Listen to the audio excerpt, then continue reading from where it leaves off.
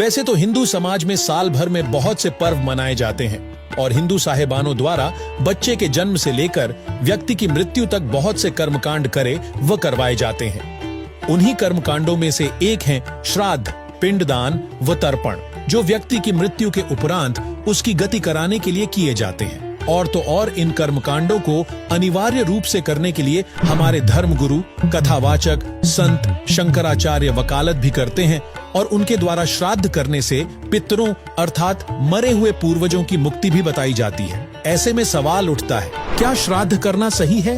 क्या श्राद्ध आदि कर्मकांडों को करने की अनुमति हमारे पवित्र धर्मशास्त्र देते हैं? और पितरों के उद्धार की शास्त्र अनुकूल विधि कौन सी है? तो चलिए एक एक करके इन सभी सवालों के उत्तर जानते हैं। दर्शकों, हर साल भाद्रपद की शुक्ल पक्ष की पूर्णिमा से पितृपक्ष की शुरुआत होती है और इसका समापन आसौज यानी आश्विन माह की अमावस्या को होता है, यानी पूरे 16 दिन पितृपक्ष चलता है। इन 16 तिथियों में जिस तिथि को जिसके पूर्वज की मृत्यु हुई होती है वह हिंदू साहेबानों के बताए अनुसार श्राद्ध करता है और गया में जाकर पिंडदान करता है, क्योंकि हिंदू साहेबानों का कहना है कि जो गया में जाकर पिंडदान करता है उसकी 7 पीढ़ियों के पितरों का उद्धार हो जाता है। लेकिन आपको हम बताना चाहेंगे कि पवित्र श्रीमद् भगवद गीता को पूरा हिंदू समाज शिरोधार्य मानता है और हमारे धर्मगुरु भी कहते हैं कि गीता जैसा कोई शास्त्र नहीं है। इसी पवित्र श्रीमद् भगवद गीता के अध्याय 9 श्लोक 25 में लिखा है कि पितरों को पूजने वाले पितरों को प्राप्त होते हैं, भूतों को पूजने वाले भूतों को प्राप्त होते हैं। अर्थात भूत पितृ पूजने वाले यानी श्राद्ध पिंडदान करने वाले भूत पितृ बनते हैं, जिससे सिद्ध होता है कि श्राद्ध, पिंडदान व तर्पण तथा मृत्यु के उपरांत किए जाने वाले सभी कर्मकांड जैसे अस्थियां गंगा में बहाना 13वीं, 17वीं, महीना, 6 माही, वर्षी आदि आदि शास्त्र विरुद्ध मनमाना आचरण है, जिससे पितरों का उद्धार तो दूर रहा। जो ये शास्त्र विरुद्ध मनमाने कर्मकांड करते व करवाते हैं वे मोक्ष प्राप्त नहीं कर पाते, बल्कि वे प्रेत बनकर गया स्थान पर प्रेत शिला पर बैठे होते हैं। क्योंकि श्रीमद् भगवद गीता अध्याय 16 श्लोक 23 में स्पष्ट कहा गया है कि शास्त्र विधि को त्याग कर जो व्यक्ति मनमाना आचरण करते हैं उन्हें न सुख प्राप्त होता है, न ही उनकी कोई गति अर्थात मोक्ष होता है, जिससे सिद्ध होता है कि श्राद्ध पिंडदान करने से पितरों की मुक्ति संभव नहीं है और यह शास्त्रों के अनुसार सही भी नहीं है। दर्शकों, अभी आपने गीता जी में देखा कि श्राद्ध आदि कर्मकांडों को करने के लिए गीता में मना किया गया है। साथ ही 18 पुराणों में से एक मार्कंडेय पुराण गीता प्रेस गोरखपुर से प्रकाशित के पेज नंबर 250 से 251 पर रौच्य मनु की उत्पत्ति कथा में लिखा है कि एक रुचि नामक ऋषि था। वह ब्रह्मचर्य का पालन करते हुए वेदों अनुसार साधना करता था। उसने विवाह नहीं कराया था। वह जब 40 वर्ष का हुआ तब उसे अपने 4 पूर्वज पिता, दादा, परदादा तथा तीसरे दादा जो शास्त्र विरुद्ध मनमाना आचरण करके पितृ भूत योनि में भूखे प्यासे भटक रहे थे, एक दिन उन चारों ने रुचि ऋषि को दर्शन दिए तथा कहा कि आपने विवाह क्यों नहीं किया? विवाह करके हमारे श्राद्ध करता। रुचि ऋषि ने कहा कि हे पितामहो, वेद में श्राद्ध, पिंडदान आदि कर्म को अविद्या अर्थात मूर्खों का कार्य कहाँ है? फिर आप मुझे इस शास्त्र विरुद्ध कर्म को करने को क्यों कह रहे हो? पितरों ने कहा कि यह बात सत्य है कि श्राद्ध आदि कर्म को वेदों में अविद्या अर्थात मूर्खों का कर्म ही कहाँ है। इससे स्पष्ट है कि हमारे धर्मशास्त्र पवित्र चारों वेद व इन्हीं चारों वेदों के संक्षिप्त रूप श्रीमद् भगवद गीता में श्राद्ध आदि कर्मकांडों को करने की अनुमति नहीं है। जबकि जितने भी हिंदू साहेबान हैं वे भक्त समाज को शास्त्र विरुद्ध ज्ञान देकर उनके मानव जीवन के साथ धोखा कर रहे हैं। इसलिए सभी हिंदू भाई समय रहते संभल जाओ और इस धोखे से बचो। दर्शकों, इसी से संबंधित सुनिए यह सत्य घटना। एक बार क्या था, परमात्मा कबीर जी काशी में गंगा घाट पर चले गए। गंगा का एक घाट बना हुआ है, वहां पर ये ब्राह्मण लोग सूर्य को यानी ऐसे सूर्य की तरफ मुंह करके गंगा से जल उठावें और वहीं डाल दें। कबीर साहब बढ़कर उसमें गंगा में घुटनों पानी में और ऐसे नौकरन लगे गंगा के जल को पटरी पर फेंक रहे पूरी स्पीड तक। अब वो सारे पंडित जी अपना काम छोड़ के कबीर साहब की ओर देखने लगे। कहने लगे, वो कबीर ये क्या कर रहा तू? कबीर जी बोले, आप क्या कर रहे हो? मैंने ना पूछा, तुम क्यों पूछ रहे हो मेरे से? पहले आप बताओ आप क्या कर रहे हो? कि हम अपने पितरों को स्वर्ग में जल भेज रहे हैं। ये हम यहाँ जल डाल रहे हैं ना, ऐसे मंत्र बोलकर, ऐसे सूर्य की तरफ मुँह करके, ये वहां स्वर्ग में हमारे भूखे प्यासे पितरों को जल प्राप्त होगा। परमात्मा बोला मैंने एक बगीची लगा रखी अपनी झोपड़ी के आगे और मैं उस बगीची को सींच रहा हूं। फिर मंड के खड़े हो गए। तो वो कहने लगे रे भोले आदमी, इतनी दूर कैसे जाएगा जल, ये तो यहीं पड़ा है।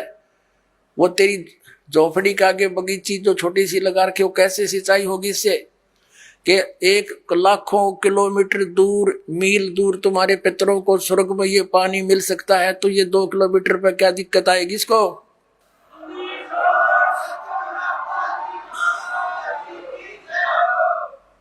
तो उनकी चौंध टूट गई। पंडित जिया ने फिर अपना गलती स्वीकार की, मालिक की शरण ग्रहण करी। अब हमारे पूर्वजों को तो पता नहीं था और ना उनके गुरुओं को पता था। अब जैसा वो मार्गदर्शन करके बोले बाले, उनके अनुसार चल पड़े। पहले तो इसे भोले व्यक्ति थे, एक भोला सा किसान था, उसके लड़का उत्पन्न हुआ उसकी पत्नी के। उसकी मां ने कहा बेटा जा अपने गुरुजी को ला बुला के होम करानी है, होम। अब वो कति सीधा सादा सा था, वो गुरुजी के पास गया। गुरुजी परमात्मा ने दया करी है, हमारे लड़का उत्पन्न हुआ है, मेरी मां ने कहा है हमारा घूम कर दे, घूम। अब गुरुजी समझ गया बोला बाला, अच्छा भाई पर नो बता 100 रुपये की करवाओगे घूम, या 2.25 की, 5.25 की, 10.25 की, 11 की, बता। कहने लगा किसान के गुरुजी हम तो गरीब से आदमी हैं, हमारा 100 रुपये की घूम कर दे। अच्छा भाई साहब। वो सामने बैठा लिया यजमान, गुरुजी बैठ गए अपने आसन पे और हवन शुरू कर दिया। अब उसने कहा कि जैसे मैं बोलूं ऐसे ही बोलना, ऐसे ही क्रिया करना तू सारी। अच्छा जी। अब पंडित जी कहे भूर भवे, उसने ना बोलना फुर फुर करे।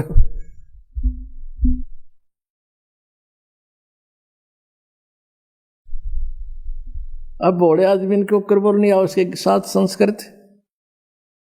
तो पंडित जी ने बोला तेरा सीधा बोल, वो भी बोला सीधा बोल। अब उस गुरुजी ने उसका थप्पड़ मारा, एक उसने दर दिया।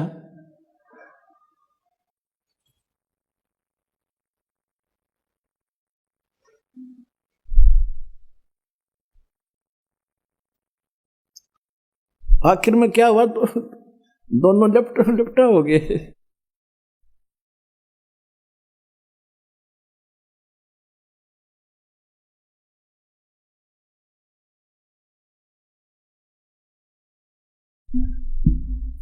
और किसान तगड़ा था, पंडित जी दाब लिया उसने नीचे।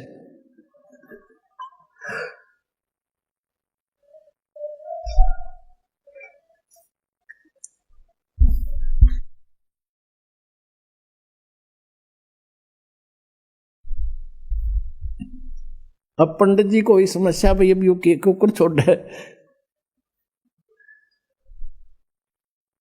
फिर उसका ध्यान में आ गया कि तो जैसे तू कह रहा ना ऐसे ही कर रहा। उन्होंने कहा छोड़ दे, बोला छोड़ दे।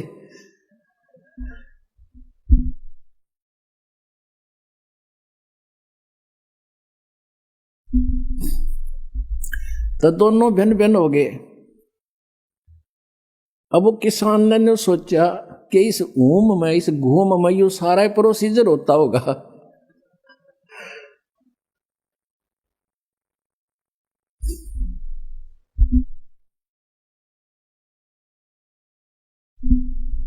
अब हमने इब्तावे हंसी, पहले हमारे गेरिया बुंडी बने रही थी नो की नो,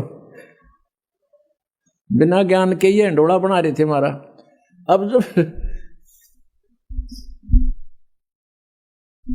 जब उनके सांस से उतर लिए, जो किसान कहता बोला पंडित जी, बोला शुक्र है मेरा सौभाग्य था, मैंने 100 करवा ली, जब 5.25 की करवा लूं तो दोनों मरा हूं आज।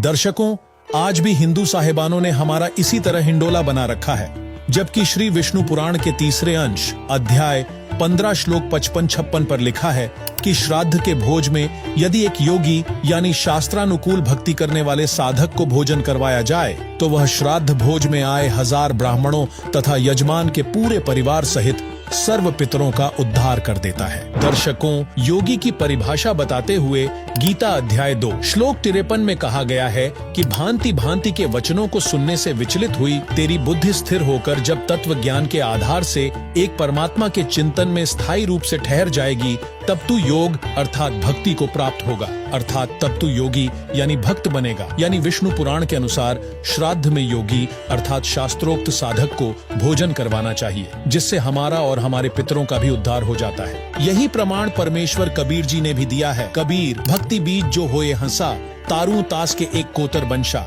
एक ही साधे सब सधे, सब साधे सब जाए, माली सींचे मूल को, फले फूले अघाए। दर्शकों, पवित्र गीता अध्याय 4 श्लोक 34 में जिस तत्वदर्शी संत से तत्व ज्ञान प्राप्त करने के लिए कहा गया है, वर्तमान में वह तत्वदर्शी संत सद्गुरु रामपाल जी महाराज हैं, जो गीता अध्याय 17 श्लोक 23 में वर्णित पूर्ण परमात्मा की भक्ति के सांकेतिक मंत्र ओम तत्सत का गुप्त भेद बताते हैं, जिससे गीता अध्याय 15 श्लोक 4 व गीता अध्याय 18 श्लोक 62 में वर्णित परम पद अर्थात सनातन परम धाम की प्राप्ति होती है, जहां जाने के बाद साधक लौटकर इस संसार में नहीं आता, यानी उसे पूर्ण मोक्ष की प्राप्ति हो जाती है, जो कि मोक्ष प्राप्ति की शास्त्र अनुकूल साधना है। दर्शकों, आपको बता दें कि वर्तमान समय में संत रामपाल जी महाराज के तत्व ज्ञान को सुन समझकर करोड़ों लोग उनसे दीक्षा लेकर शास्त्र अनुकूल भक्ति साधना कर रहे हैं, जिससे संत रामपाल जी महाराज का प्रत्येक अनुयायी योगी यानी शास्त्रोक्त साधक है। इससे उनके परिवार का उद्धार होगा। वहीं संत रामपाल जी महाराज के सानिध्य में हर 2 से 3 महीने में सत्संग समागम होते हैं। उसमें भोजन भंडारा भी चलता है।